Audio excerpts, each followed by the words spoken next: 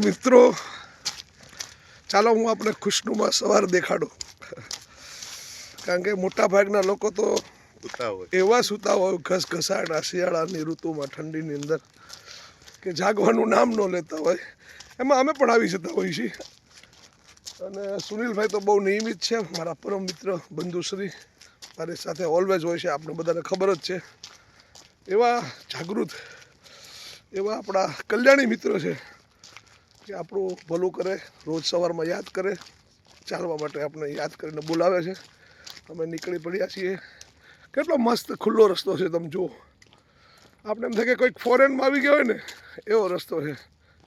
પ્રકૃતિ ચોમેર કળાએ ખીલી ઉઠી છે. તળાવની અંદર પણ આપ તમે જુઓ, હું તમને બતાવું.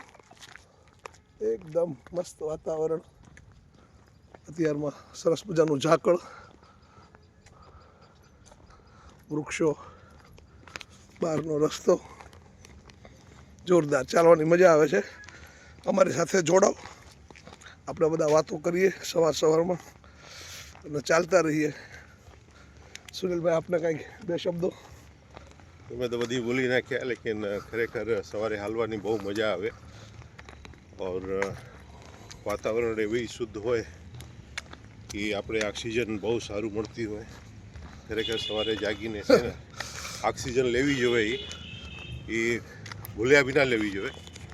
ઓર તમે જોઈ શકો છો અત્યારે સૂર્યનારાયણ ધીરે ધીરે નીકળવાની તૈયારી કરે છે. લાલીમાં આછી દેખાય છે. તો તમે બી સવારે જાગો और सूर्यनारायण दर्शन करो. स्वास्थ्य માટે બહુ લાભ રહે. ધન્યવાદ. ચાલો ત્યારે ફરી મળીએ આપણે. જય માતાજી, હર હર મહાદેવ.